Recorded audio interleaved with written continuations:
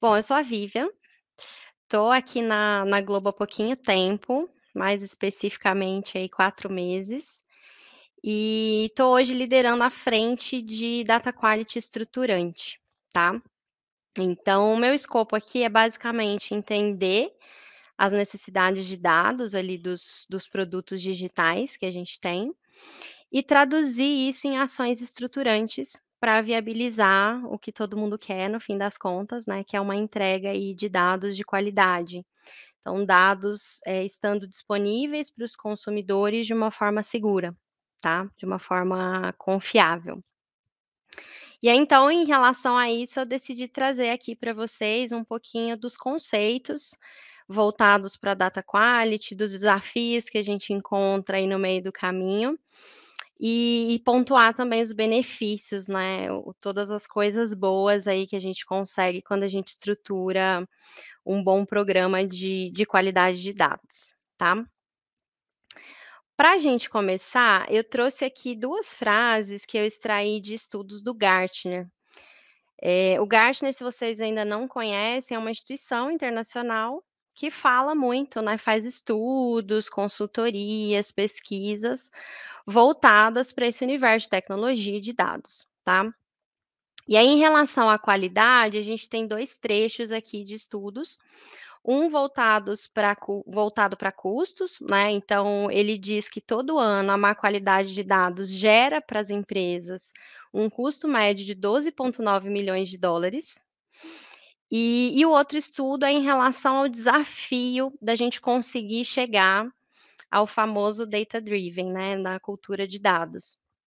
Então, de acordo com as pesquisas que eles conduziram, quase um terço das empresas cita, né, questões de governança, e aí tem a qualidade ali no meio, como um dos 3 principais desafios para a gente conseguir adotar uma cultura orientada a dados.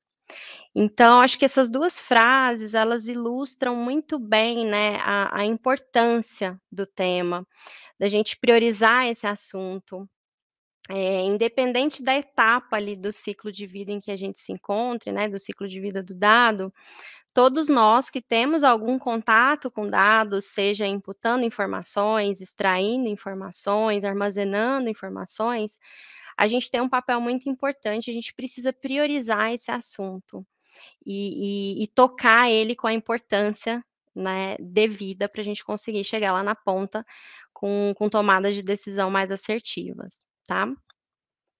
E aí tem um outro ponto que eu quis trazer para vocês, também do Gartner, e aí o estudo de onde eu retirei essa timeline aqui está disponível nesse QR Code, então quem tiver aí acesso, né, quem tiver as licenças do Gartner, depois quiser entender um pouquinho mais, o link está aí no QR Code, tá.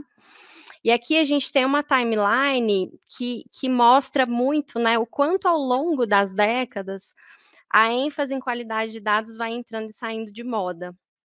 Então, o que o Gartner fala é que sempre que surge uma nova tendência, um novo conceito, um novo software relacionado a dados, a nossa primeira reação é a gente achar que: "Ah, não, qualidade de dados agora é redundante, a gente é uma coisa operacional, a gente consegue automatizar, a gente não precisa olhar tanto para isso". E o que vai acontecendo com o passar do tempo é que a gente vê que para essas tendências, de fato, terem sucesso, o data quality é um fator crítico, né, para a gente conseguir avançar. E aí, estou falando aqui muito, né, de data quality, mas o que que é, né? Qual que é o conceito de qualidade de dados? Se vocês buscarem aí, a gente tem diversas literaturas, né, o tema de quality ele é super complexo, e vocês vão encontrar diversos conceitos aí relacionados ao assunto, mas se eu pudesse traduzir em uma frase, seria essa de que está na tela de vocês. Então, data quality, em resumo, é quando um dado, né, desempenha a finalidade a que ele se propõe. Está muito relacionado à percepção dos consumidores de dados, né. Se eu vou acessar um determinado dado, extrair um relatório, e eu não tenho a confiança de imediato que aquilo está certo, né, se eu preciso ficar naquele barata voa procurando trocentas tabelas e contando linha, e eliminando campos em branco, isso passa a percepção para a gente de que a gente não tem qualidade nos nossos dados, né. E aí aqui, para trazer de uma forma mais lúdica para vocês, eu dividi em 4 pilares. Então aqui a gente tem 4 fatores que vão determinar de fato, né, que vão fechar esse ciclo da qualidade e que vão proporcionar de fato segurança para a gente consumir um determinado dado. Então, esses pilares eles estão divididos em acessibilidade, pontualidade, relevância e acurácia, tá. E aí eu vou detalhar cada um deles aqui para vocês. Quando a gente fala de acessibilidade, a gente está falando, claro, do acesso ao dado. Então eu preciso ver, né, eu preciso acessar aquele dado, para fazer uma determinada análise ou estudo. Mas a acessibilidade, ela não se resume só ao acesso físico, ela embarca também em busca e localização.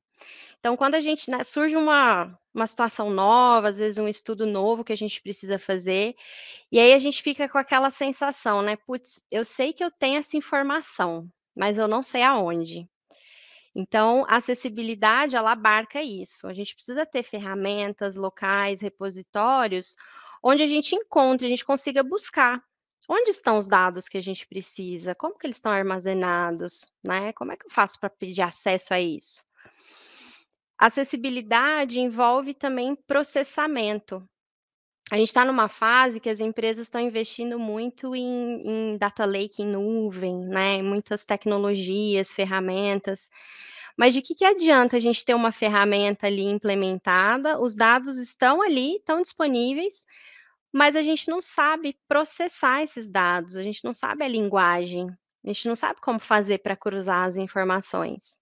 Então isso também está relacionado à acessibilidade, se você não consegue processar, é a mesma coisa de você não ter acesso, né, de você não ter o dado. E por fim, a gente tem a parte de entendimento e interpretação. Então aqui está relacionado a não basta você ter os dados ali à sua disposição, mas você precisa saber o que que eles significam, você precisa conseguir interpretar esses dados para conseguir gerar valor com eles, tá. Então todos esses pilares aqui, eles fazem muita relação, esses pontos que estão aí nessa caixinha em rosa. Então quando a gente fala de entender um dado, de interpretar, a gente está falando de metadados, a gente precisa documentar, né, saber de que forma um dado é criado, de que forma ele é disponibilizado. Será que o dado que eu estou usando ele é em tempo real ou ele tem uma defasagem? Tem alguma regra de transformação envolvida? Tem algum cálculo por trás de algum número que está disponível para mim? Então, tudo isso tem relação com metadados. Quando a gente fala de ter um local para buscar, para localizar informações, a gente está falando de catálogo. Então, não adianta a gente ter tudo documentado, mas isso não está disponível para todo mundo. Então a gente tem que ter um repositório onde as pessoas busquem, entendam quais são os dados que a gente tem, quais são as tabelas, quais são os significados dessas informações. E junto a isso a gente precisa também considerar, óbvio, né, a gente está falando de acessibilidade, aspectos de segurança da informação. A gente tem muita mania de, às vezes, falar: "Ah, eu quero acesso a tudo, eu preciso ver tudo, todos os dados", mas será que a gente precisa ver tudo mesmo? Até que ponto a gente pode ver determinado dado? Até que ponto a gente pode compartilhar dados, né, isso fica muito na esfera de privacidade. Para qual finalidade a gente está usando? Será que você precisa ter acesso a uma tabela inteira mesmo ou só 2 colunas dela? Você está usando para o que de fato você informou que era a finalidade? Então vejam que num aspecto aqui, num pilar da qualidade de dados, a gente já tem um baita desafio, porque são muitos assuntos complexos que andam a todo momento junto com esse processo que vai gerar no fim dados mais seguros para a gente consumir, tá. Tem um segundo ponto que está relacionado à pontualidade. Aqui, se eu pudesse traduzir em uma palavra para vocês, pontualidade é timing. Então, não adianta você ter os dados lindos, maravilhosos, certos e disponíveis para você, quando você já não precisa mais deles. né. Então a gente vive num ambiente, num cenário muito competitivo, a gente precisa estar pronto para quando surgem as oportunidades. Aqui na Globo mesmo, a gente tem diversas soluções, produtos, ações que a gente faz de acordo com o momento, né. Tem carnaval, tem a final de um BBB, tem a final do Campeonato Brasileiro. E aí se a gente perde, né, se a gente não tem o dado naquele momento, a gente perdeu uma oportunidade. Então isso também está muito relacionado a dados de qualidade, né, não adianta ter e não ter no tempo certo.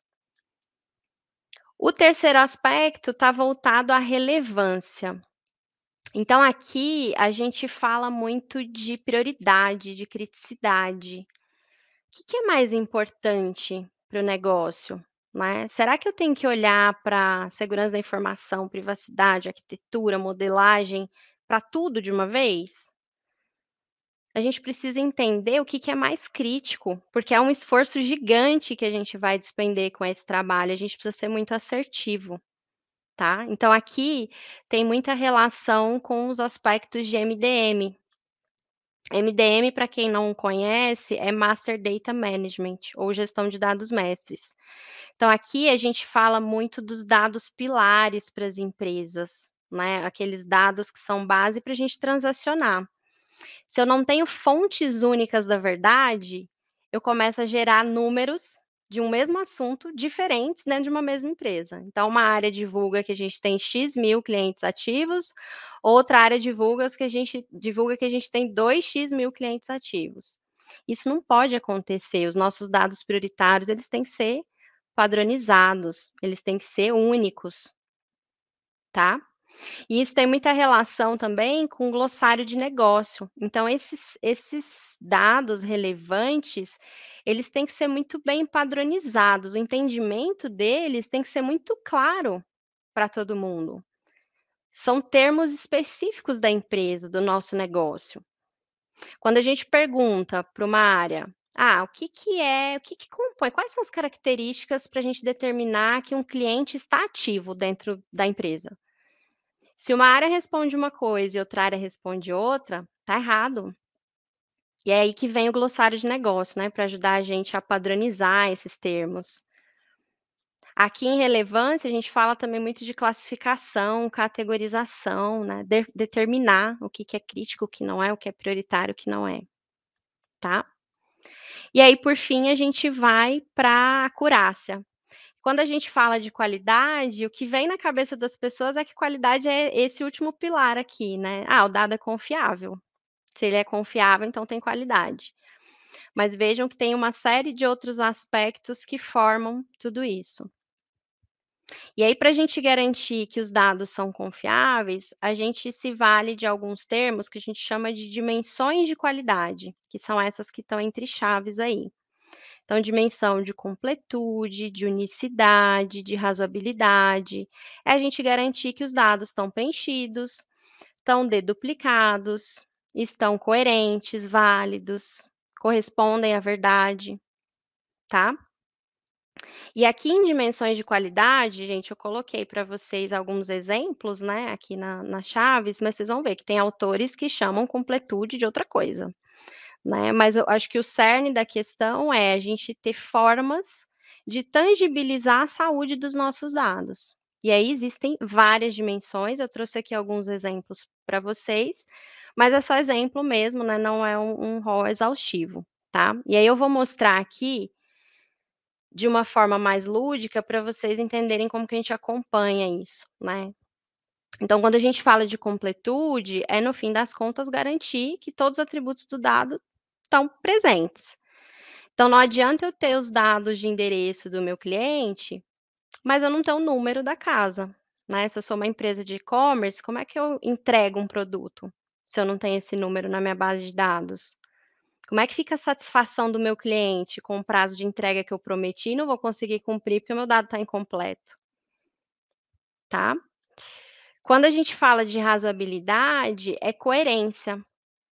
Então, muitas vezes, né, a gente pensa: "Ah, se campos em branco está com problema de qualidade. Ah, essa base está 100% preenchida, então ela está certa". Não necessariamente, porque às vezes ela tá preenchida, tá tudo, né, todos os campos preenchidos, mas eles estão incoerentes. E aqui eu pus um exemplo, né, tem uma cliente, sei lá, que fez um contrato X, e na minha base está dizendo que o contrato dela começou em julho e que ela pagou a primeira parcela em março do mesmo ano. Como é que pode, né? Então aqui é uma forma que a gente tem de acompanhar esses tipos de incoerência, de ter, a sinalização de que algo está errado com os nossos dados. Validade, então aqui é garantir que os registros estão válidos, né, não adianta também eu ter todos os dados preenchidos, mas ter lá um monte de CPF fictício, aqueles famosos 9999, né. Como é que a gente emite uma nota para um cliente desse? Como é que a gente garante que isso aqui não é uma fraude? Então a validade olha muito para esse aspecto. E a precisão é garantir que o registro é fiel à realidade. Então, por exemplo, a gente tem aqui eu coloquei o endereço completo do cliente, né, e o CEP dela tá certinho, né, esse CEP se a gente jogar nos correios ele existe, ele tá no formato válido, ele tá com a quantidade de caracteres certa, mas ele não corresponde à Avenida Paulista, ele é de um outro endereço.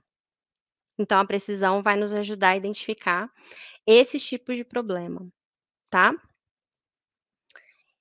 E aí depois, né, que a gente definiu o que que é um dado bom o suficiente, a gente definiu todas as regras para mensurar essa saúde dos nossos dados, a gente consegue ter de bate-pronto, ali nas tabelas que a gente for consultar, um retrato de como que está essa base.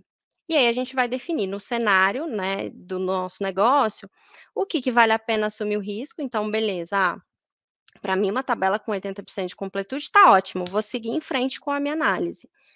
E aí a gente consegue ter então esses acompanhamentos, tá. Os metadados estão 100% preenchidos, então significa que a gente sabe de fato o que o dado significa, a tabela está atualizada, a gente sabe quem é o owner dela, o nome dela, os registros estão quase todo completos, e a gente começa a ter essas percepções para classificar as tabelas e ver o que está seguro de ser usado e o que não está. E mais que isso, né, a gente consegue começar a endereçar os problemas. Então aqui, quando a minha tabela vem com 20% dos campos em branco, para quem que eu direciono? Para a gente sanear, para a gente tratar isso e retroalimentar o processo? Como que funciona isso? Depois que eu direciono para essa pessoa, o que que ela tem que fazer? Em quanto tempo isso, aparece aqui de novo na minha base que ela é corrigida? Então vejam que data quality não é simplesmente uma mensuração, envolve também todos os processos que estão em torno desse trabalho aqui, para garantir que ele se mantenha sempre vivo, e que ele acompanhe as mudanças do negócio que a gente está. Então aqui em métricas, né, eu coloquei até aqui para vocês os alertas, porque aí a gente justamente, né, acionar as áreas competentes. Então, ó, tá com problema de coerência, tem que disparar um alerta para a área tal, ela tem "X" tempo para fazer essa correção, e aí a gente consegue evoluir o processo, né, garantir um processo muito mais maduro, tá, garantir tomadas de decisão muito mais assertivas. E aí, por fim, a mensagem aqui que eu quero deixar para vocês é que o Data Quality, ele é um programa. Não é um projeto que a gente vai abrir lá um projeto na nossa ferramenta de projetos e vai ter uma data de início e fim. Então é algo que a gente tem que conduzir de uma forma institucional. Todas as pessoas precisam participar no limite das suas atribuições. E a gente precisa estar sempre combinando, né, os drivers técnicos, que são as tecnologias, as ferramentas que a gente tem, com os drivers de negócio, que são o entendimento das regras, do significado dos nossos dados, a interpretação dos nossos dados, para a gente conseguir ter no fim, né, tomadas de decisão mais assertivas, que é o que todo mundo quer, a gente conseguir ter segurança para entrar no mercado com um produto, ou para sair no momento estratégico. ou para estar pronto para um momento de uma pandemia, por exemplo, que surge, ninguém está esperando, e aí se você não tem segurança nos dados que você tem disponíveis, você não consegue se tornar competitivo. Isso aqui possibilita, horas produtivas também para a gente, né, às vezes a gente investe num cientista de dados para gerar insight, para fazer estudos, e o cara fica 50% do tempo dele ali saneando base, batendo tabela, eliminando registro, e não faz de fato, né, o que ele deveria fazer. Então aqui, quando a gente foca nesse trabalho, a gente consegue horas produtivas, né, a gente consegue alocar as pessoas para fazer de fato o que é importante. E usa das ferramentas de quality ali, né, de uma forma mais automatizada para acompanhar todo o processo, tá. E consequentemente a gente reduz muito o retrabalho. Se a gente sabe o que um dado significa, a gente não precisa abrir um erro para uma área X, analisar. Se a gente sabe quem cuida do quê, quando a gente identifica um problema, a gente é assertivo, né, no endereçamento desse problema, a gente não precisa ficar para lá e para cá procurando dono. Então é isso que eu queria que ficasse muito, na cabeça de vocês, assim, independente da etapa que a gente esteja do ciclo de vida do dado, se a gente é desenvolvedor, se a gente é mais consumidor dos dados, a gente tem que sempre ter esse olhar do todo, do processo completo, porque por mais que a gente esteja numa etapazinha aqui, né, tudo que a gente está fazendo, a gente tem que garantir que vai chegar lá na ponta, da melhor forma, vai chegar correto, as pessoas vão conseguir utilizar de uma forma mais rápida, mais ágil, para a gente ter tomadas de decisão mais assertivas, tá.